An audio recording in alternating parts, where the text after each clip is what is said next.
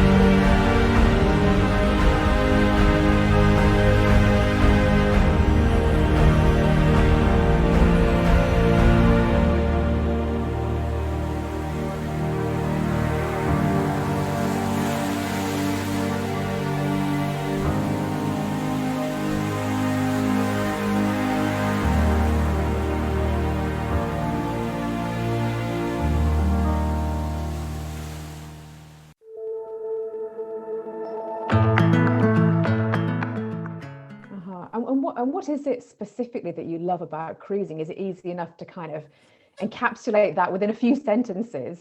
I think what's really nice about cruising is you unpack once and you get to see so many different places on an itinerary. So you go and explore one day, you go and have a meal, go to bed, and you wake up somewhere completely different the next day. And it's really nice to see so many different places in a 1 week or 2 week cruise.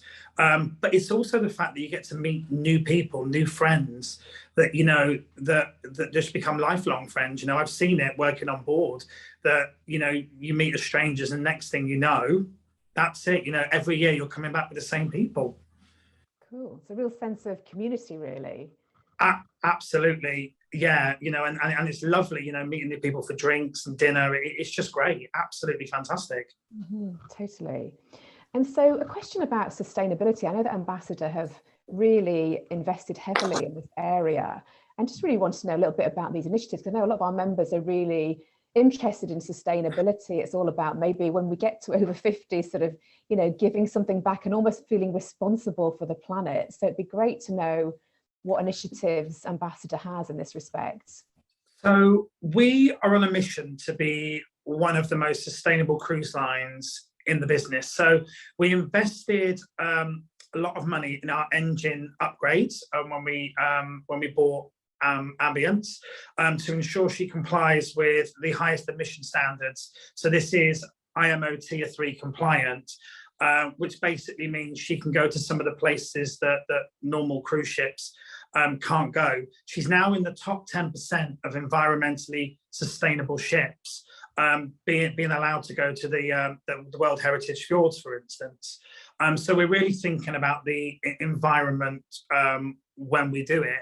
You know, we've reduced our emissions by 95% from her first sailing. So again, you know, we're really focusing on that. You know, we've installed advanced sewage installations. Our food pulpers have been replaced by biodigesters to break down the food waste into water and heat. Again, you know, reusing the stuff we throw away. We've installed bottle washers on board, so we have our own water bottling plant for still and sparkling water. So we reduce the amount of plastic bottles that we actually purchase and use and put into the environment.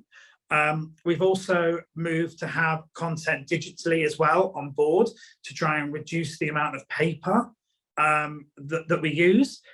We've also partnered with Orca, which includes our anti-whaling pledge as well. And we've got a dedicated partnership room on board that Orca are advertise and have items in there, and people can learn about Orca and the work that they do. And they'll also be sailing on cruises with us as well. So they'll be giving talks and things like that. So, you know, I feel like we're doing an awful lot to try and reduce our footprint, even if it's only small. Every step makes a difference. Mm-hmm. Yeah, that's amazing. It sounds like you really are heavily investing. It's not just a sort of corporate statement. You really are. It sounds like that's really amazing. So just out of interest, what's your sort of favorite port of call then? Is there a favorite? Is that possible? It's really difficult, if I'm honest, because there's so many different places that offer different things. Yeah, it's hard to pinpoint one that I could say absolutely it's my favorite port. I've just got too many, you know, if I'm totally honest. One port that stuck into my mind was Sydney, Australia. You know, sailing into Sydney was just breathtaking, you know, and not something that many people get to do, but absolutely, you know, breathtaking. Sure, absolutely. So what would be like a sort of typical day on board? I think we call it a sea day, is that right? So i.e. when you're just at sea. Just sailing along, you know, so we've got a full program of entertainment for people on board, you know, on a sea day. So, you know, you'd wake up in the morning, have breakfast, you can watch a lecture with one of our specialist speakers that come on to talk about various different subjects. We've got craft specialists that come on board. We've got plays, we've got murder mysteries, we've got general activities for people to join in. We've got bridge classes, we've got yoga, Pilates. The list just goes on and on and on. But a sort of first sea day, you know, we'd always have the Ambassador night, which is our formal night, where you get to meet the captain and get introduced to all the senior officers on board. So it's a real special occasion that not many cruise lines do anymore. You know, it's that night where you can really get dressed up in your ball gown or your tuxedo and really, you know, go to town. It's just great. Cool, excellent. In actual fact, one of our members, Mandy, has asked, do you have formal nights where you have to dress up? So in addition to that, are there any other nights where you have that opportunity to dress up if you want to? Yeah, so we have two formal nights. We have a welcome and a farewell cocktail party and formal night. So yeah, you can dress up most nights on a cruise ship. You know, we have sort of casual, smart casual, and we have formal as well. But, you know, if you want to dress up, you can dress up. A cruise ship is the place to do it. You know, going for dinner, absolutely. Sure, and absolutely. And I guess in the same sort of vein, there is that kind of sort of thought that it's all black tie and glitz. What do you pack, and can you, if you want to go for a more casual option, can you do that, or is there an obligation to sort of, I guess you always think that that's what you need to do, you need to have your taffeta ball gown, although that sounds a bit 80s. No, well, it depends really. It depends on where you are in the world, what's going on board. So if you've been in port all day, then it's more of a casual evening where you can put on a floaty dress or some sort of casual trousers and a shirt and go for dinner. We always try and theme the dress codes around where we are, what we're doing, and the activities that are going on. You can do whatever you want really on a cruise. Excellent. And is there a particular luggage allowance? Because I guess what I liked about what you said is the idea that you can just literally, get into your cabin with all your luggage, and you don't have to worry then, do you, about, you see all these different places, you don't have to get on and off and think about packing for another night, packing for a different night. It's so much easier, I would think. Yeah. No, you don't have a luggage allowance. Realistically, it's as much as you can possibly carry in your suitcase, if I'm totally honest. I've done a world cruise, and I had a lady that had 18 suitcases, and she had a different outfit for every single day and night. It was just unbelievable. So yeah, you literally can bring whatever you can carry. Excellent. And in terms of the actual ships that you have, I know you've got Ambience and you've got Ambition, which is a new one that's coming on board, if you pardon the pun. What are the kind of differences between the two ships? So Ambition is slightly smaller. The one thing that will be consistent throughout is the service, the friendly crew, the food, the entertainment. Every ship is different in the way it's built and its layout. So yeah, with it being slightly smaller, you still get an excellent grade of cabin accommodation, excellent food. You still got all the bits, but it's just, again, a different layout, slightly smaller ship. Sure. And in terms of where they sail to, is that going to be different because of the different sizes as well, or? Yeah, so Ambience will be sailing out of Tilbury, and our Ambition will be sailing out of Tilbury, but also on regional ports as well. So it will go from Liverpool, Dundee, Bristol, Newcastle. The regional ports. Yeah, I was trying to think there of everyone, but yeah, it goes from the regional ports. So again, people don't have to travel too far to join the ship. Sure, absolutely. That's excellent. That's great to have those regional options as well, isn't it? So, and what's the longest cruise that Ambassador do then? So we have just launched our world cruise, which is 120 nights around the world from Tilbury to Tilbury. And I think anyone that's got an opportunity to do a world cruise, it's just absolutely amazing, literally going around the world and seeing all those different ports of call that we offer on it. That is the longest cruise, but we have cruises of different lengths, from 3 nights, 7 nights, 14 nights, 42 nights. So there's something really there for every single person, and how long they want to sail for. Sure. Excellent. Gosh, I love the idea of that world cruise. That sounds amazing. You've got to have a long holiday or retirement to be able to. Yeah, absolutely. It's a great aspirational cruise to think about, isn't it? And for those novice cruisers amongst our members, would there be a particular itinerary that you would recommend that would suit them, just to give them a bit of a taster? So for me, a 7-night Fjordland cruise will give you the taster that you need. So within it, you've got 3 ports of call, you've got 2 sea days, you get to experience two formal nights on board, as well as, with it being in the fjords, it's calm, it's relaxing, so if people are a little bit skeptical about rough seas and things like that, once you're in those fjords, it's calm, that the scenery is breathtaking. I think the defining moment for me when I first started on ships was having a gin and tonic on the back deck and just going, wow, this is absolutely beautiful. And you can probably see behind me, this is what the fjords look like, absolutely stunning. And no matter how many times I go to the fjords, it still takes my breath away. I have to pinch myself and go, wow, I'm so lucky to do what I do and work in the industry that I work in. Oh, amazing. Thank you. So it just allows people to sort of dip the toe in the water. Well, obviously not literally. Yeah, please don't. Line to use. Okay. And in terms of solo travelers, I know we had a question from one of our members, Steve, who was interested in the Christmas Canary cruise and understood that that was probably geared at families and couples, but I believe that there would be options for single travelers as well. What options do you offer for solo travelers? So we've dedicated, there's 89 cabins for solo occupancy on Ambience and 78 on Ambition. So we know it can be daunting, people going on holiday on their own. So what we do for our solo travelers is they get a welcome letter from us, introducing our two guest services hosts. So they're always there if you need them. They have regular desk hours. The letter invites them to a cocktail party. So within the first 24 hours of boarding, we get all of our solo guests together so they can meet each other and introduce themselves. And it's sort of a bit of an icebreaker, really. So they know people. And then depending on your dining options, we always try and put our solo guests together on a table so that they can absolutely get to know each other, meet each other.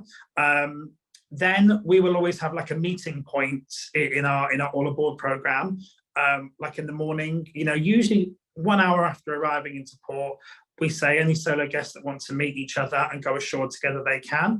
And then we have evening meeting points as well, just before dinner, so they can have a pre-dinner drink with other like-minded solos. But with a cruise line, because you're all in the same boat, so to speak, you do just naturally start chatting to people when you sit down in a bar and meeting people and talking to people. So, that's what's nice about the friendly atmosphere on board. Mm-hmm.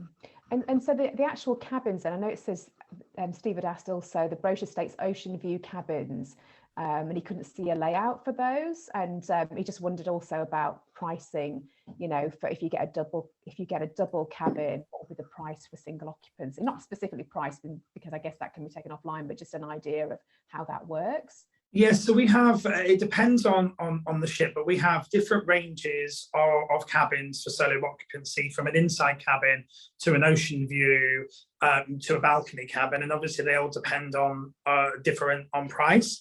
But our single supplements start from 25%. So it's not double the price, but there is a supplement on that, and I think our supplements are some of the best in the cruise industry. Great. A question from one of our members, Jane. She said, are excursions rather included in the cost? And if not, is there a range of price options for people to sort of have a look at for tours? Absolutely. So excursions, or tours as we call them, are not included in the price. They are optional, and we do offer quite an extensive program of tours depending on where you are in the world, and they could differ from a walking tour to a city tour on a bus to a full day tour where a prime example is going up on the train in Flom, having lunch and doing a tour on a bus as well. A full day, half day, morning tour. There's something for everyone in everyone's budget. Great. And another question has come through about food. Do you actually get to eat? This is again from Mandy. Do you have local foods on board, like Norwegian cheese, for example? We offer locally inspired dishes. It's very difficult to buy produce in somewhere like Flom, for instance, because it's a small fjord. But we offer locally inspired dishes. So we try and recreate dishes from the ports that we visit, to give people a sort of flavour of that. We offer quite an extensive range of menus on board. If I just talk about dining slightly, because food is one of those things that we all love. And, there's always that phrase, you come on as guests and leave as cargo, because you literally drink and eat so much because it's there. We offer breakfast, lunch, afternoon tea, dinner, midnight snacks. And I was on there last week, and it was like I'm only going to go for a salad. And next thing you know, my plate's piled high and I'm sitting there going, oh, it's jam, roly-poly and custard. So do you know what? I'm going to have to try it. It's all research, isn't it? You know, it's all quality control. That's what I tell myself. But no, we do offer a sort of wide range. So we have our alternative dining, which is Borough Market. And this is on Ambience. And this is 9 different stalls that range from a carvery with roast beef, Yorkshire pudding, to salt and vinegar, which is fish and chips with mushy peas. You know, the sugar bun is our dessert station. We've got the Far East, which is Asian inspired dishes. We've got Grays and Grains, which is 100% vegan.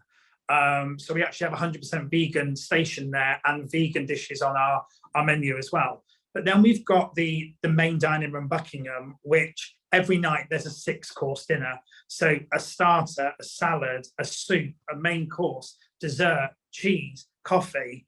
And you find that on the first night, you'll have every single course.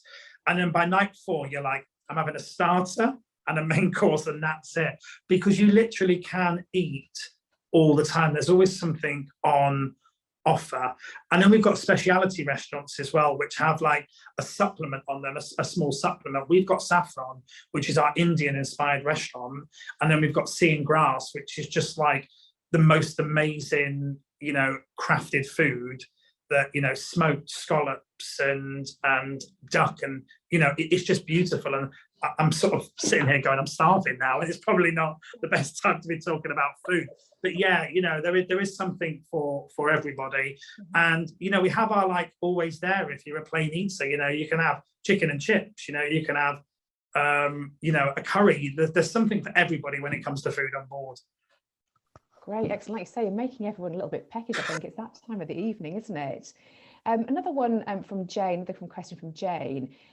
Do the guests pick a restaurant, or is it linked to your sort of cabin choice? How does that work? No, so we have one main restaurant on board Ambience, which is Buckingham, and you pick first or second seating dinner. So we're quite traditional in that respect, that we have first and second seating. Some cruise lines have, you know, freestyle dining where you can eat whenever you want, but we find that people like to sit with the same people at the table, get to know people, have the same waiter every evening, and just build up that relationship and that rapport with other guests. And that's what happens in the main restaurant. And then the alternative dining Borough Market, you can just eat whenever you want when it's open. Excellent. Another question on food. What about sort of special dietary requirements? I know you said about vegans, but if people are, you know, gluten-free or anything like that, is that all sort of catered for?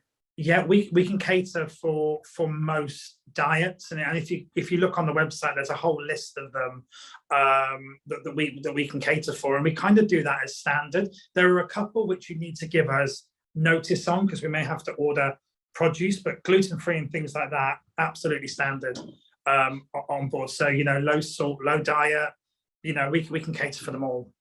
Sure, but if you're on a strict diet, it sounds like it's not so. Yeah, you can have a grilled bit of chicken and salad. I do try, but it never really doesn't quite suffice. I understand that the crew are sort of multinational. Where are they actually from? Have you got lots of different nationalities on board? Yeah, so on Ambience at the moment, we've got 22 different nationality of crew on board, you know, from the UK, Germany, Sweden. I'm just actually reading the crew list, and, you know, it's like a world map, you know, Brazil, Canada, Colombia, Croatia, Greece, Indonesia, Kenya, Mauritius, Peru, Norway. So we're a very sort of inclusive cruise line, you know, and we take crew from all around the world. Sure. So, but they all speak English, I assume. Yeah, they all speak English. Yes. What's your favourite venue on Ambience? I can never say that word properly. Again, you know, all the different venues on board do different things, so it depends what you want. I love the Palladium, which is the show lounge. You know, because it's got something different in it every night. You know, Botanical Lounge, from an aesthetic view, is one of the most beautiful lounges I've seen on a cruise ship, and we've got a wonderful classical duo that play in there, and it's just a really nice lounge to sit there, again, with a gin and tonic, listening to some classical music before dinner. Botanical Lounge and the Palladium. Great, excellent. And I know you did talk a little bit about the entertainment, and I was fortunate enough to go to the naming ceremony for Ambience, which was amazing, and there was a bit of an excerpt from The Lion King. Is that something that you do on the cruises generally, or was that just a bit of a one-off? No, absolutely. We've got a full show team on board of absolutely fantastic singers and dancers, and we have a different production show or guest artists or activity in that lounge every single night. So, you know, we've got things like Styled by Rock, which is not as rocky as everyone thinks. You know, it's classical rock songs, which is great. We've got The Enchanted Garden. We've got Concerto Goes Pop. We've got an adaptation of Wouldn't It Be Lovely, you know, My Fair Lady. We've got an adaptation of that. You know, we've got Magic of the Musicals. We've got a show called Dance, Dance, Dance. And Anton Dubek actually features in it on a screen. And he's actually filmed it for us on board. So he forms part of the show, which is great. You know, he doesn't appear live, and I just need to clarify that, but he has filmed it specifically for the show, and it's just absolutely amazing. So, you know, there's something different there for every single person. And then we've got plays and murder mysteries to go in that as well. So it's not just all singing and dancing. Then we have guest artists that come, so comedians and singers that actually fly in and out as well, depending on the duration of the cruise. So we're trying to cater for every single person. But in addition to those main production shows, we've got talented musicians. You know, we've got a wonderful piano vocalist called Jamie Lees that performs in the Raffle on Ambience, Raffles Bar on Ambience, and he can play anything. You give him a song, and if he doesn't know it, he'll make it up. He is honestly one of the most talented people I've seen. We've got trios, we've got duos. You know, we've got upbeat music, classical music. We've got game shows. We've got activities throughout the evening as well, quizzes. You know, there's so much going on that it would just become a huge list of me talking about every activity we've got. So, you know, but if you want a quiet lounge, there is a quiet lounge for you to sit and relax and chat. We've got a library on board if you want to borrow books. So there really is something for everyone on a cruise ship. Wow, sounds brilliant. No time to get bored then. And I know that you do themed cruises as well. I read about a cricket theme, which kind of really amazed me. I didn't really think that was something that you know that would happen on a boat, but on a ship. I shouldn't say a boat, I should say a ship. Yeah, captain gets very offended when you call it a boat. But yeah, no, we do have some themed cruises. So the one that we've got coming up on Thursday is our sort of Jubilee cruise, and we've got Kate Nichol, royal author. We've got Dickie Arbiter on board as well. They're all going to be talking about the Queen, the family, her reign, and giving us a sort of behind the scenes, because they've all worked with the royal family or reported on the royal family. So giving us a sort of insight. You know, yes, we've got a cricket themed cruise with a number of high profile cricketers on. We've got a Cirque at Sea cruise, which is one of our multi-generational cruises. We have 2 multi-generational cruises, and you know that's fun for all of the family. Then we've got loads and loads of different themes on board. There's just so much to talk about when it comes to entertainment and not getting bored. Sure, yeah, it just sounds like you've thought of absolutely everything to suit every taste and every pocket sort of thing. A question back on food, I'm afraid, but it is that time of the evening. No, that's fine. So Jane's saying, would you pick the 6 or 8 p.m. slot for dinner? Maybe that's a personal choice, I don't know. Yeah, it depends on how you see your evening panning out. I'm more of a second seating person, because, you know, I like to eat a little bit later, watch a show, you know, go and watch a cabaret and then disco. But some people like to have an early sitting dinner, which is sort of 6 p.m, watch the first show, and then, you know, join in the activities throughout the evening as well, or just relax or go to bed. You know, it is a personal preference on, I eat late at home. So if you eat late at home, second sitting is probably more beneficial. If you eat early, first sitting, it is a personal choice. It's And if you, I mean, I guess one night you could do 6 o'clock and the next night 8 o'clock. You're not tired, are you, to do the same time? Yeah, so you have to pick your sitting because obviously we allocate tables.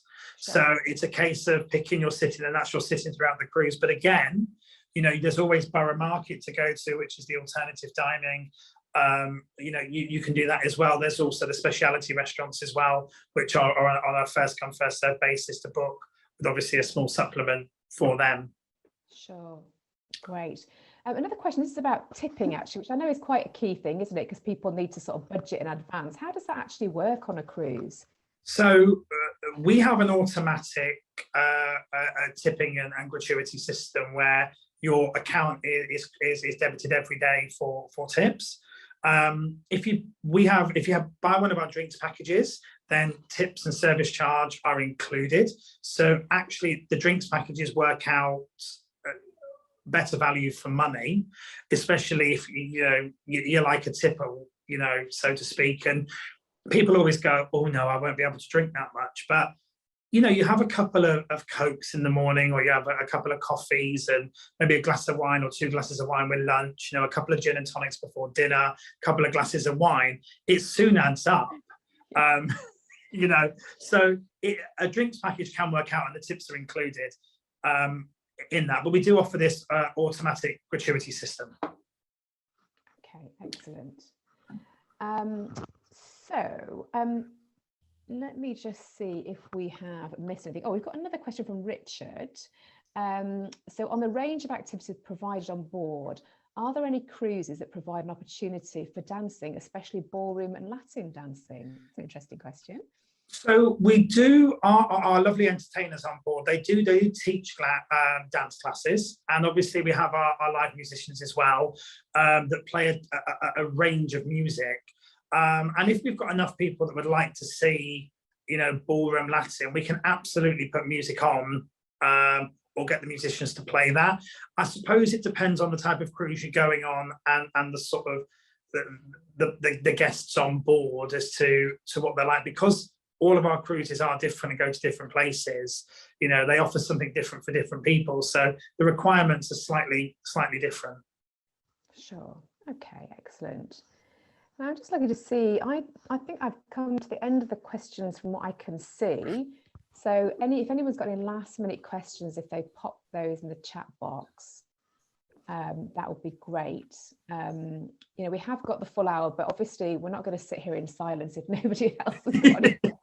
I think it's given us an amazing overview. It's quite exciting, all those different activities and all that amazing food and drink that you can have while you're on board. But I just really love the option of not having to worry about, you know, packing for every different port the way you would do if you're going, you know, different destinations by, you know, on a plane, for example. It's so nice to be able to just think everything's there and you just kind of dip into it when you need it.